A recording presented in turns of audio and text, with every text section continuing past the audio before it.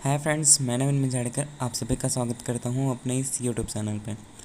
तो आज का वीडियो हमारे इंडिया जीके का तीसरा क्लास है। अगर आपने इससे पहले की क्लासेस नहीं देखी हैं तो डिस्क्रिप्शन में उनका लिंक है, जाकर के वीडियो ज़रूर देखें। तो आज के वीडियो में हम वैदिक सभ्यता के बारे में जानेंगे। तो बिना किसी देरी के वीडियो शुरू करते हैं। आई होप कि आपको वीडियो पसंद आएगा। अगर आपको वीडियो पसंद आए तो वीडियो को लाइक करें, हमारे चैनल को सब्सक्राइब करें, कमेंट करें, बताएं वीडियो कैसी लगी। तो चलिए बिना किसी देरी के वीडियो शुरू करते हैं। पिछली वीडियो पे हमने सिंधु घाटी सभ्यता के बारे में पढ़ा था। अगर आपने पिछली वीडियो नहीं देखी है तो डिस्क्रिप्शन में उनका लिंक है, जाकर के वीडियो ज़रूर देख लें। तो आज का हमारा टॉपिक है वैदिक सभ्यता। तो देख लेते हैं वैदिक सभ्यता। वैदिक सभ्यता को दो वर्ग में बांटा गया है। पहला ऋग्वैदिक काल,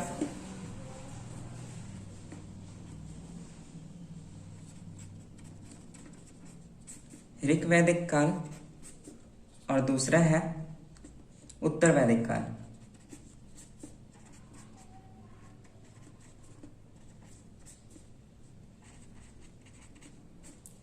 ऋग्वैदिक काल ये 1500 ईसा पूर्व से लेकर के 1000 ईसा पूर्व तक माना गया है। वहीं उत्तर वैदिक काल 1000 ईसा पूर्व से लेकर के 600 ईसा पूर्व तक माना गया है। ऋग्वैदिक काल और उत्तर वैदिक काल। तो सबसे पहले हम देख लेते हैं ऋग्वैदिक काल के बारे में।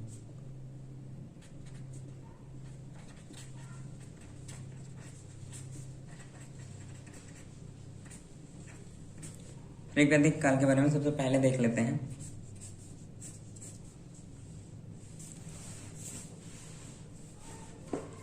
ऋग्वैदिक काल में आर्य कई छोटे छोटे कबीलों में विभक्त थे।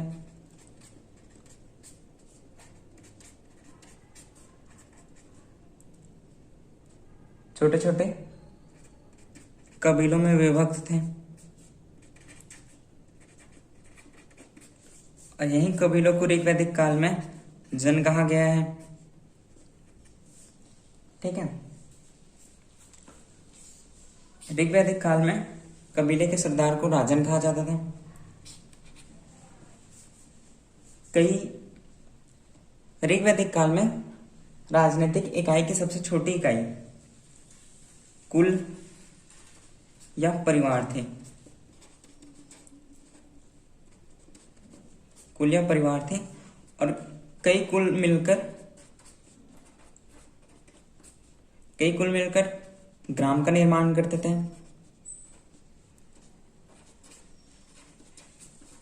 जिसका प्रधान ग्रामणी होता था।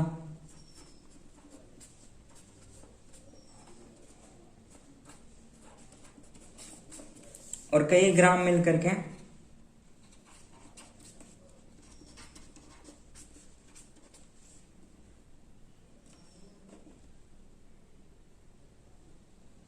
विष का निर्माण करते थे,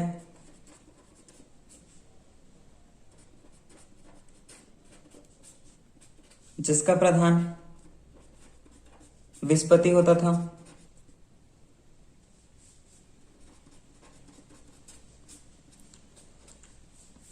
और कई विष मिलकर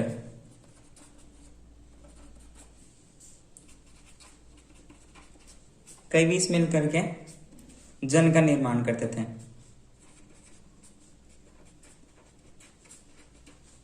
जिसका प्रधान राजा होता था। तो ऋग्वैदिक काल में राजनीतिक इकाई की सबसे छोटी इकाई कुल या परिवार थी और कई कुल मिलकर के ग्राम का निर्माण करते थे, जिसका प्रधान ग्रामणी होता था। और कई ग्राम मिलकर के विष का निर्माण करते थे, जिसका प्रधान विष्पति होता था। और उसी प्रकार कई विष मिलकर के जन का निर्माण करते थे, जिसका प्रधान राजा होता था। ठीक है। ऋग्वैदिक काल में कबीले के सरदार को राजन कहा जाता था, जो शासक होते थे। ऋग्वैदिक काल में आर्य कई छोटे छोटे कबीलों में विभक्त थे और यही कबीलों को जन कहा जाता था। ठीक है, इतना समझ आया। फिर आगे बढ़ते हैं। ऋग्वैदिक काल में जन के लिए 275 तथा विष के लिए 170 बार उल्लेख किया गया है।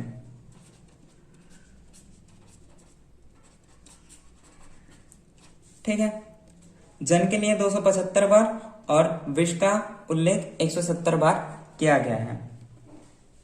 ठीक है, ऋग्वैदिक काल में परिवार पितृसत्तात्मक था।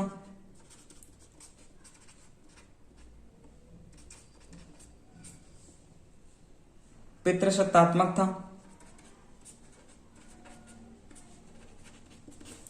ठीक है, ऋग्वैदिक काल में आर्यों का मुख्य पेय था सोम और मुख्य खाद्य पदार्थ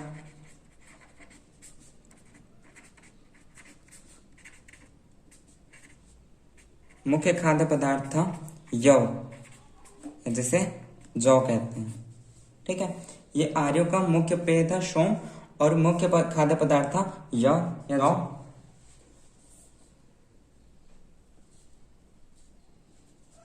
ऋग्वैदिक काल में स्त्रियों की स्थिति अच्छी थी।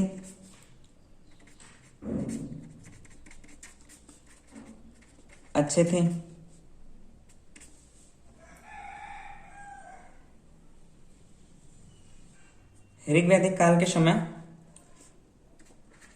विधवा विवाह,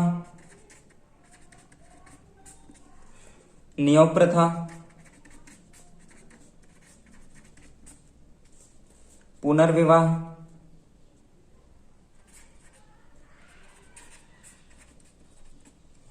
प्रचलन में था। ये सभी प्रचलित थे उस समय। विधवा विवाह, नियोग प्रथा, पुनर्विवाह, ये सभी का प्रचलन था। लेकिन पर्दा प्रथा व बाल विवाह व सती प्रथा,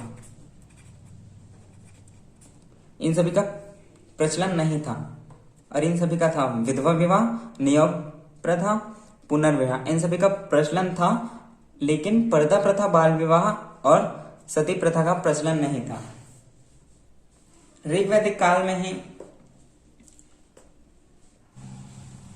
वर्ण व्यवस्था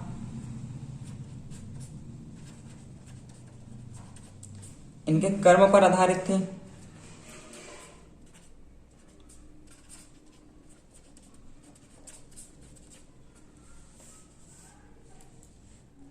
तो यह था ऋग्वैदिक काल। इसे एक बार फिर से रिपीट कर लेते हैं। ऋग्वैदिक काल में इनके आर्य के कई छोटे छोटे कबीलों में विभक्त थे। ठीक है, और इन्हीं कबीलों को ऋग्वैदिक काल में जन कहा जाता था और इनके कबीलों का सरदार को राजन कहा जाता था।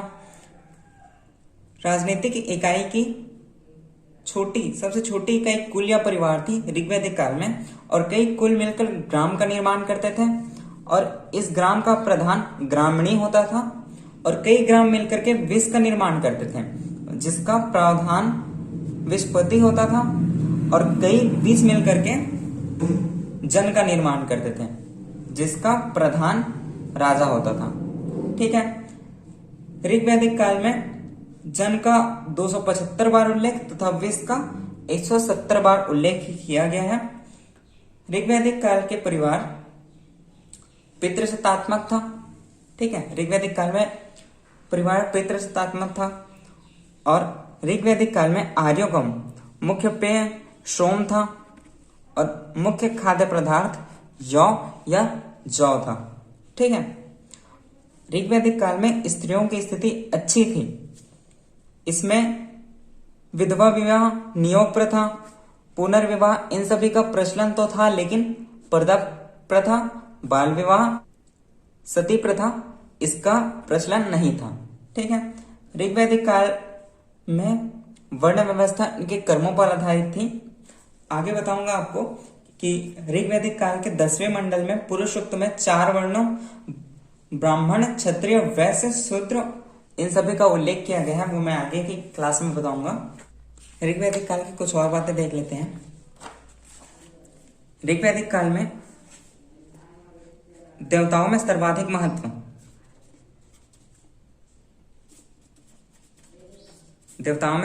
सर्वाधिक महत्व इंद्र को दिया जाता था, और इसके बाद अग्नि व वरुण को महत्व प्रदान किया गया था। ठीक है, ऋग्वैदिक काल में देवताओं में सर्वाधिक महत्व इंद्र को, उसके उपरांत अग्नि व वरुण को प्रदान किया गया था। अब देख लेते हैं ऋग्वैदिक कालीन की कुछ नदियां और उनके वर्तमान नाम। ठीक है,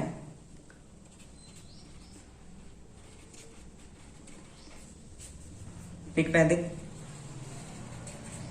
कालीन नदियों के बारे में देखते हैं। ठीक है,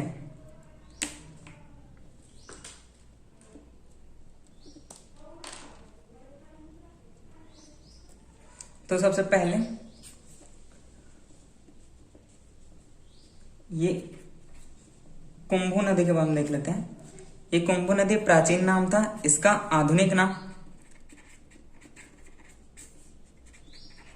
ये प्राचीन नाम था, इधर आधुनिक नाम है। इसका आधुनिक नाम, वर्तमान नाम कुर्रम है।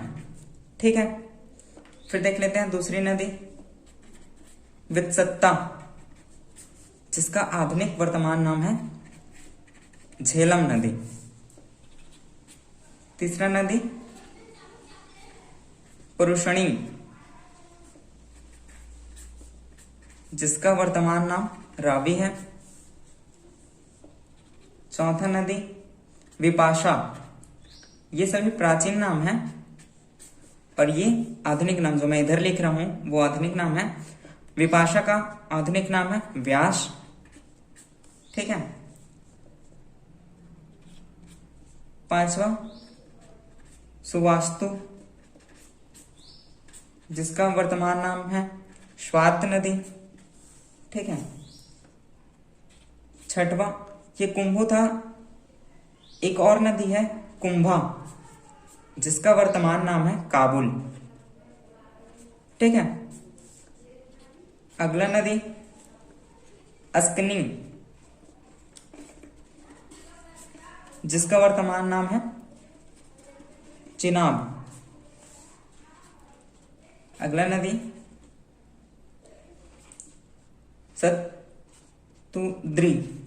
सतुद्री नदी, जिसका वर्तमान नाम है सतलज।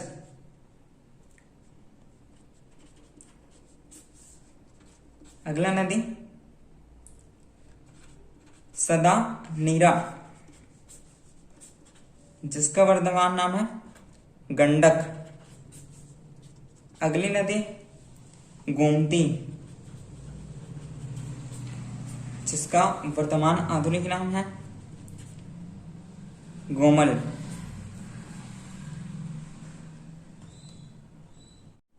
अगला नदी है वृषद्वती, जिसका वर्तमान नाम है घग्गर नदी। ठीक है, ऋग्वैदिक काल में आपको बता दूं सरस्वती, ऋग्वैदिक काल में उल्लेखित सभी नदियों में से सरस्वती को सबसे अधिक महत्वपूर्ण,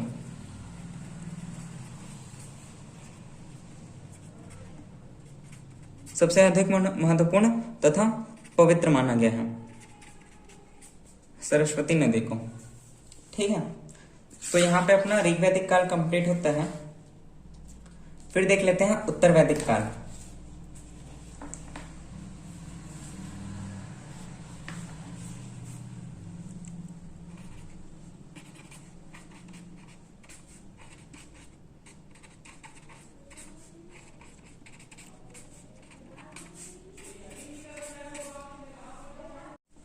तो उत्तर वैदिक काल के राजनीतिक संगठन के मुख्य विशेषता इनमें बड़े राज्यों तथा जनपदों की स्थापना।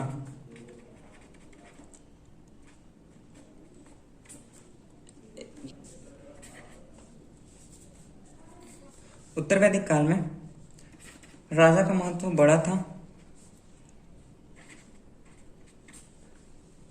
बड़ा था और इसका पद वंशानुगत था।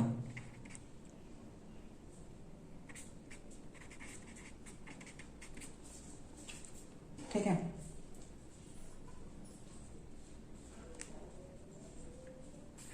उत्तर वैदिक काल भी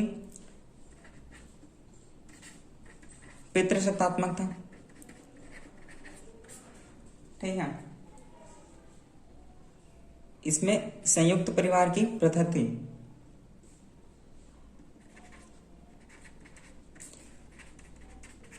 संयुक्त परिवार की प्रथा प्रचलित थी उत्तर वैदिक काल में।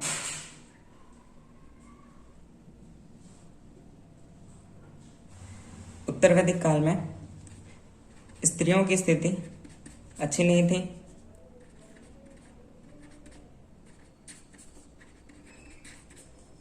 थी। इन्हें धन संबंधित या किसी भी प्रकार की राजनीतिक अधिकार प्राप्त नहीं थे स्त्रियों को।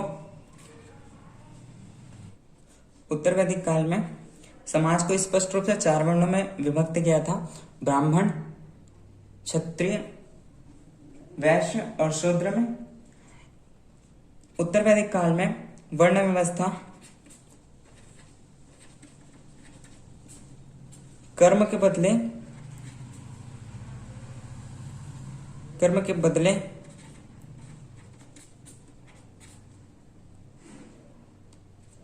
जाति पर आधारित की गई।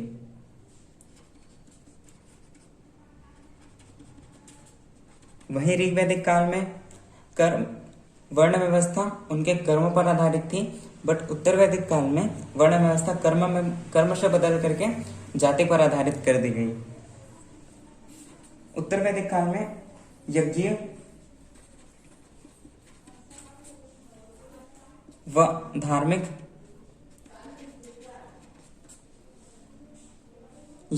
व धार्मिक कर्मकांडों में जटिलता लाई गई। इस काल के प्रमुख देवता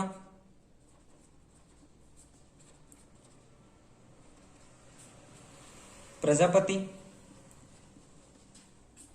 ब्रह्मा तथा विष्णु व रुद्र या शिव, ये प्रमुख देवता थे। प्रजापति जिसे ब्रह्मा कहते हैं, विष्णु, रुद्र, शिव, ये प्रमुख देवता थे उत्तर वैदिक काल के। जाबुलोपनिषद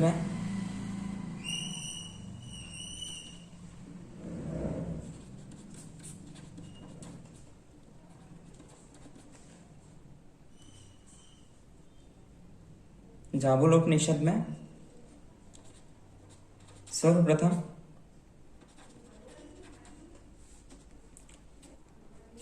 चार आश्रमों का विवरण मिलता है। वो 4 आश्रम ब्रह्मचार्य,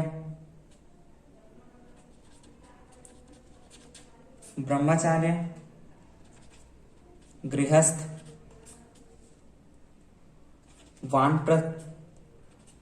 वानप्रस्थ व संन्यास है। ये जाबुलोपनिषद में पहले 4 आश्रमों का विवरण मिलता है, जिसमें ब्रह्मचार्य, गृहस्थ, वानप्रस्थ व संन्यास, ये 4 आश्रमों का विवरण जाबुलोपनिषद में सर्वप्रथम मिलता है। ठीक है। तो ये उत्तर वैदिक काल फिर से रिपीट कर लेते हैं। उत्तर वैदिक काल में राजनीतिक संगठन की मुख्य विशेषता, इसमें बड़े राज्यों तथा जनपदों की स्थापना हुई। ठीक है, ये इसका मुख्य विशेषता हो गया। इसमें राजा का पद बड़ा होता था और इसके पद को वंशानुगत किया गया था। ठीक है। उत्तर वैदिक काल में परिवार पितृसत्तात्मक था, शांति इसमें संयुक्त परिवार की प्रथा थी। ठीक है। इस उत्तर वैदिक काल में स्त्रियों की स्थिति अच्छी नहीं थी, इन्हें धन संबंधित राजनीतिक संबंधी अधिकार प्राप्त नहीं थे। उत्तर वैदिक काल में वर्ण व्यवस्था कर्म से बदल करके इनकी जाति पर आधारित की गई। ठीक है। उत्तर वैदिक काल में यज्ञ तथा धार्मिक कर्मकांडों में जटिलता लाई गई। ठीक है। उत्तर वैदिक काल के प्रमुख देवता हैं प्रजापति, जिसे ब्रह्मा कहते हैं, दूसरा विष्णु, तीसरा रुद्र, जिसे शिव कहते हैं। ये उत्तर वैदिक काल की प्रमुख देवताएं हैं। ठीक है। जाबोलोपनिषद में सर्वप्रथम 4 आश्रम का उल्लेख मिलता है, जिनमें 4 आश्रम ब्रह्मचार्य, गृहस्थ, वानप्रस्थ व संन्यास है। तो यहीं पे वैदिक सभ्यता में ऋग्वैदिक काल और उत्तर वैदिक काल समाप्त होते हैं। ऋग्वैदिक काल 1500 ईसा पूर्व से 1000 ईसा पूर्व माना गया है इसका काल। ठीक है। वहीं उत्तर वैदिक काल 1000 ईसा पूर्व से 600 ईसा पूर्व माना गया है। आपको बता दूं, 1000 ईसा पूर्व पहले ही 1000 ईसा पूर्व पहले सबसे पहले लोहे का सर्वप्रथम साक्ष्य मिला। लोहे के प्रयोग का सर्वप्रथम साक्ष्य मिला। ठीक है। 1000 ईस्वी पूर्व लोहे के प्रयोग का सर्वप्रथम साक्ष्य मिला और ये मिला अतरंजी